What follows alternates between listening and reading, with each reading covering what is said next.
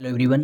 आज हम समीक्षा अधिकारी सहायक समीक्षा अधिकारी के लिए जीव विज्ञान का एक प्रैक्टिस सेट लेके आए हैं। विज्ञान के पोर्शन में जीव विज्ञान से सबसे ज़्यादा प्रश्न आते हैं और कुल मिलाकर समीक्षा अधिकारी पीसीएस में विज्ञान से लगभग 20 से 22 प्रश्न आते हैं। अच्छे प्रश्न हैं, एक तरफ से हम लोग देखते हैं। पहला प्रश्न है, कौन सा मिलान गलत है? ठीक है, कौन सा मिलान गलत है? हिस्टोलॉजी, हिस्टोलॉजी में किसका अध्ययन करते हैं? हिस्टोलॉजी में ऊतकों का अध्ययन करते हैं, बिल्कुल सही है। साइटोलॉजी, साइटोलॉजी में कोशिका का अध्ययन करते हैं, ये भी बिल्कुल सही बात है। आर्थिनोलॉजी, आर्थिनोलॉजी में पक्षियों का अध्ययन करा जाता है, बिल्कुल सही है। फाइकोलॉजी, फाइकोलॉजी में कवक का अध्ययन नहीं किया जाता है, यही गलत है। फाइकोलॉजी में जो है वो शैवालों का अध्ययन किया जाता है, शैवाल, ठीक है, शैवालों का अध्ययन किया जाता है फाइकोलॉजी में। और कवकों का अध्ययन जो है आपका वो किया जाता है, माइकोलॉजी कहा जाता है, ठीक है। कवकों के अध्ययन को माइकोलॉजी कहा जाता है और फाइकोलॉजी शैवालों का अध्ययन है, ठीक है। तो ये हमारा गलत है, ये हमारा आंसर है। अगला प्रश्न है, कौन सा मिलान गलत है? फिर से देखना है कौन सा मिलान गलत है। एक तरफ है प्रोटीन और दूसरी तरफ है स्रोत। किस में प्रोटीन कौन सी मिलती है? प्रोलेमिन्स दालों में, बिल्कुल सही है, प्रोलेमिन्स दालों में मिलती है। केसीन प्रोटीन हमें दूध में मिलती है, ये बात भी सही है। केराटिन सींग में मिलती है, ये भी सही है। केराटिन जो प्रोटीन है वो सींग में, नाखून में, खुर में आपको मिलेगी। जिन गेहूं में नहीं, जिन प्रोटीन मक्का में मिलती है, ठीक है, जिन मक्का में। और गेहूं में ग्लूटिन, ग्लूटिन गेहूं में प्रोटीन मिलता है, ठीक है। अगला प्रश्न है, फ्लोरोसिस बीमारी से कौन सा अंग प्रभावित होता है? फ्लोरोसिस बीमारी से कौन सा अंग प्रभावित होता है? त्वचा, हृदय, दांत या फेफड़े? तो इसका आंसर है दांत। फ्लोरोसिस बीमारी से दांत प्रभावित होता है, उसमें पीले और भूरे दांत हो जाते हैं। किसके कारण ये बीमारी होती है? अगर जल में फ्लोराइड की मात्रा अधिक है, फ्लोराइड, जल में फ्लोराइड अधिक आ रहा है तो फ्लोरोसिस बीमारी हो जाती है। अगला प्रश्न है, मानव शरीर में एक साथ अंतः और बाह्य स्रावी ग्रंथि कौन सी है? ये प्रश्न पीछे में 2-3 बार आया है। तो एक साथ अंतः और बाह्य स्रावी ग्रंथि कौन सी है? वो अग्नाशय ग्रंथि, ठीक है। अग्नाशय जो है वो अंतःस्रावी और बाह्यस्रावी दोनों का कार्य करती है। 5वां प्रश्न है, रक्त में निम्नलिखित में से किसकी उपस्थिति के कारण ब्लू बेबी सिंड्रोम होता है? एक आपने प्रश्न पढ़ा होगा कि जल में किसकी अधिकता के कारण ब्लू बेबी सिंड्रोम होता है, तो उसका तो आंसर नाइट्रेट होता है, ठीक है। अगर जल में नाइट्रेट अधिक है तो ब्लू बेबी सिंड्रोम हो जाएगा। यहाँ पे पूछा क्या जल में, रक्त में, यहाँ पे पूछा क्या रक्त में, रक्त में किसकी अधिकता के कारण ब्लू बेबी सिंड्रोम होता है? तो उसका आंसर है मेट हीमोग्लोबिन, मेट हीमोग्लोबिन, ठीक है। आप इसको याद रखें। निम्नलिखित में से कौन सा रोग मच्छर वहित नहीं है? मतलब इनमें से कौन सा रोग मच्छर द्वारा नहीं फैलता है? हम लोग देखते हैं डेंगू है, बिल्कुल मच्छर ही फैलाता है। फाइलेरियासिस, ये भी मच्छर द्वारा फैलता है। और मलेरिया भी फैलता है, ठीक है। निद्रा रोग नहीं है, इसे स्लीपिंग सिकनेस भी कहते हैं, स्लीपिंग सिकनेस। और ये सीसी मक्खी होती है, एक सीसी मक्खी अफ्रीका में, उसके द्वारा फैलता है, ठीक है। तो निद्रा रोग नहीं फैलता मच्छर द्वारा, यही हमारा आंसर है, ओके। 7वां प्रश्न है, विश्व का पहला हृदय प्रत्यारोपण निम्न में से किसने किया था? तो विश्व का पहला हृदय प्रत्यारोपण 1967 में क्रिश्चियन बर्नार्ड द्वारा किया गया था, ठीक है। क्रिश्चियन बर्नार्ड द्वारा किया गया था 1967 में। भारत में पहली बार हृदय प्रत्यारोपण दिल्ली एम्स के डॉक्टर थे, डॉक्टर वेणुगोपाल, इन्होंने किया था। तो भारत में सबसे पहले वेणुगोपाल जी ने, विश्व में क्रिश्चियन बर्नार्ड जी ने, ओके। अगला प्रश्न है, कौन सा मिलान गलत है? तो हम लोग इसमें देखते हैं, विटामिन ए रतौंधी रोग हो जाता है, बिल्कुल सही। विटामिन B3 यानी नियासिन पेलाग्रा रोग हो जाता है, बिल्कुल सही। विटामिन डी से ये वर्णांधता रोग हो जाता है और ये गलत है।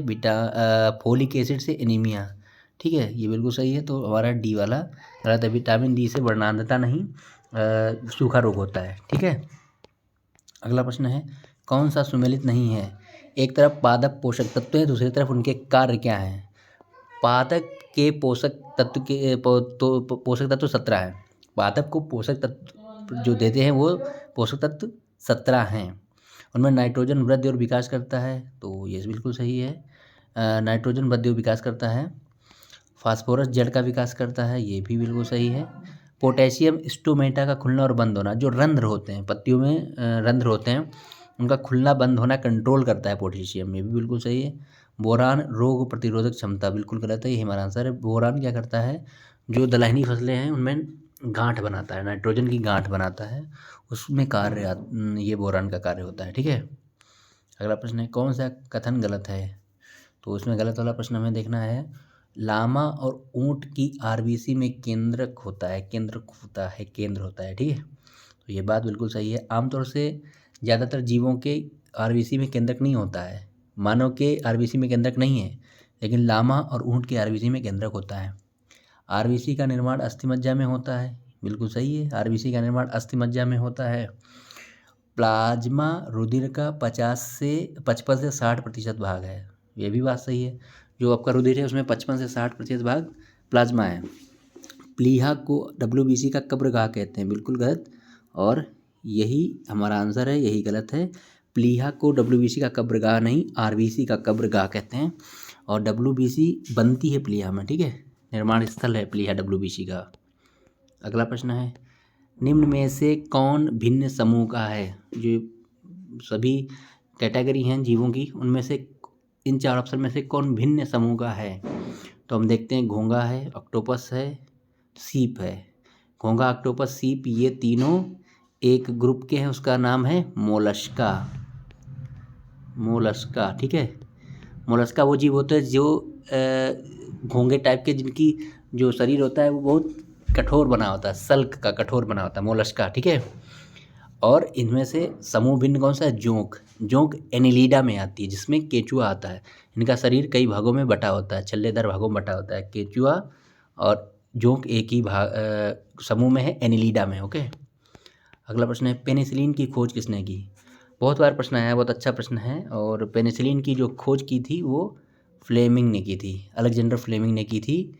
1945 में इन्हें इसलिए नोबेल मिला है। ठीक है, फ्लेमिंग ने पेनिसिलिन की खोज की थी, पेनिसिलिन की खोज के लिए 1945 में इन्हें नोबेल पुरस्कार मिला था। ओके, कौन सा मिलान गलत है? अब इसको देखते हैं, बहुत अच्छा प्रश्न है। ऐसे प्रश्न पीसीएस में आरओ में खूब आते हैं। एपीकल्चर में मधुमक्खी पालन किया जाता है, शहद की मधुमक्खी का पालन किया जाता है। सेरीकल्चर में रेशम कीट का पालन किया जाता है। पीसी कल्चर में लाख का कीड़ा का पालन गलत। हार्टिकल्चर में फूल, कल्चर में बागवानी, फूल, ये सब का वो होता है, खेती होती है।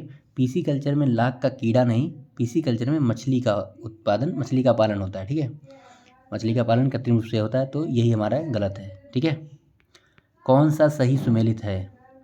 ठीक है, तो यहाँ पे हमें देखना है, ये थोड़ा सा प्रश्न यहाँ पे गलत हो गया, कौन सा सही नहीं सुमेलित, यहाँ पे नहीं छूट गया है, तो कौन सा सही नहीं सुमेलित है, यहाँ पे ये एग्जैक्ट है। सारगैसम शैवाल, कृत्रिमून। हम लोग जानते हैं जो सारगैसो सागर है उत्तरी अटलांटिक में, वहाँ पे सारगैसम शैवाल मिलता है, उससे कृत्रिम ऊन बनाई जाती है, बिल्कुल सही। नीलहरित शैवाल जैव उर्वरक के लिए अच्छे होते हैं, जैव उर्वरक है ये नीलहरित शैवाल, बिल्कुल सही। कारा जो शैवाल, उससे मलेरिया उन्मूलन में काम आता है, कारा शैवाल। लेमिनेरिया शैवाल फास्फोरस मिलता है, लेमिनेरिया से फास्फोरस नहीं मिलता है, लेमिनेरिया से आयोडीन मिलता है, तो यही हमारा गलत है। कौन सा सही नहीं सुमेलित है? ठीक है, ये है प्रश्न। सारगैसम शैवाल कृत्रिमून, नीलहरित शैवाल जैव उर्वरक है, कारा शैवाल मलेरिया उन्मूलन में काम आता है, लेमिनेरिया शैवाल से आपको फास्फोरस नहीं आयोडीन मिलता है, लेमिनेरिया से आयोडीन मिलता है। और जो समुद्री शैवाल होते हैं उनमें बड़ी मात्रा में आयोडीन होता है, ये भी प्रश्न कई बार आया है। ठीक है, फिर 15वां प्रश्न है, कौन सा मिलान गलत है? एक तरफ खोज है तो दूसरी तरफ खोज करता है। ठीक है, जीवाणु की खोज ल्यूवेनहॉक, बिल्कुल सही, जीवाणु की खोज ल्यूवेनहॉक ने की है। कोशिका की खोज रॉबर्ट हुक ने की है, बिल्कुल सही, कोशिका की खोज। माइटोकॉन्ड्रिया की खोज कोलिकर ने की है, ये भी बिल्कुल सही, आप सब याद कर लें इनको। वायरस की खोज लिनियस ने नहीं की है, वायरस की खोज इवानोवस्की ने की है, ये रूसी वैज्ञानिक थे, तो वायरस की खोज इवानोवस्की ने की है, तो ये हमारा आंसर यही गलत है। और लीनियस ने क्या किया है? लीनियस ने द्विनाम पद्धति दी है। ठीक है, द्विनाम पद्धति मतलब पहला नाम वंश का, दूसरा नाम जाति का, ये जो हमारे एनिमल्स मतलब जीव हैं उनको द्विनाम पद्धति का सिस्टम लीनियस ने दिया है। मूत्रालयों के पास प्रायः नाक में चुभने वाली गंध का कारण क्या है? जो मूत्रालय होते हैं वहाँ पर बहुत ज़्यादा बदबू आती है। उस बदबू का कारण कौन सी गैस तत्व है? तो उनमें से आंसर है अमोनिया। ठीक है, आप लोग याद रखें अमोनिया, कई बार प्रश्न पीसीएस में आया है। ठीक है, अमोनिया। हृदय कब आराम करता है? ये भी अच्छा प्रश्न है और आया है पीसीएस में। हृदय कब आराम करता है? तो कभी नहीं, गलत। सोते समय, गलत। दो धड़कनों के बीच, बिल्कुल सही, यही बार आंसर है। पानी के अंदर, गलत। हृदय दो धड़कनों के बीच आराम करता है। ठीक है। 18वां प्रश्न, सर्वप्रथम कृत्रिम जीन का प्रयोगशाला में संश्लेषण किसने किया? बहुत अच्छा प्रश्न है, कई बार ये आया है पेपर में।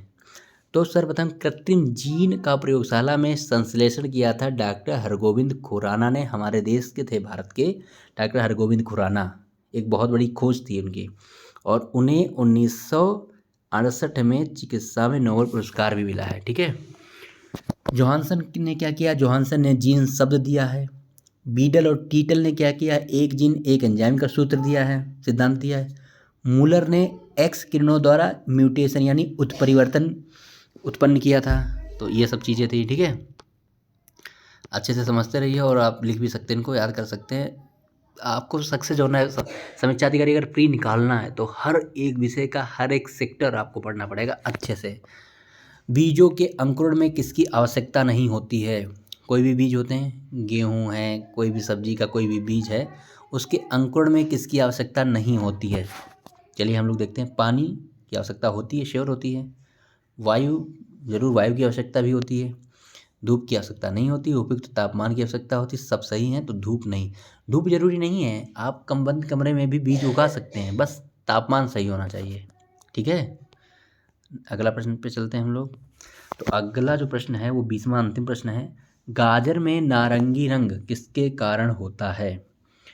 तो गाजर में जो नारंगी रंग है वो होता है कैरोटीन के कारण। ठीक है, कैरोटीन के कारण नारंगी रंग होता है गाजर में। और गाजर दो तरीके की होती है, आप लोगों ने मार्केट में देखा होगा। नारंगी होती है और रेड होती है। रेड बहुत रेड होती है, जिससे हलवा वगैरह बनता है, वो एंथोसाइनिन के कारण रेड रंग होता है उसका। लाल रंग गाजर में एंथोसाइनिन के कारण, और कैरोटीन जो रंग होता है, कैरोटीन के कारण नारंगी रंग होता है। ठीक है, तो ये आज का प्रैक्टिस सेट था। ये बायो के प्रश्न थे कुछ। बायो के ज़्यादा प्रश्न आते हैं समीक्षा अधिकारी में। अच्छे से आप पढ़ते रहिए, सारे सेक्टर पे काम करिए, और लगातार आप काम करेंगे तब आप क्वालिफाई कर पाएंगे। Okay, thank you so much.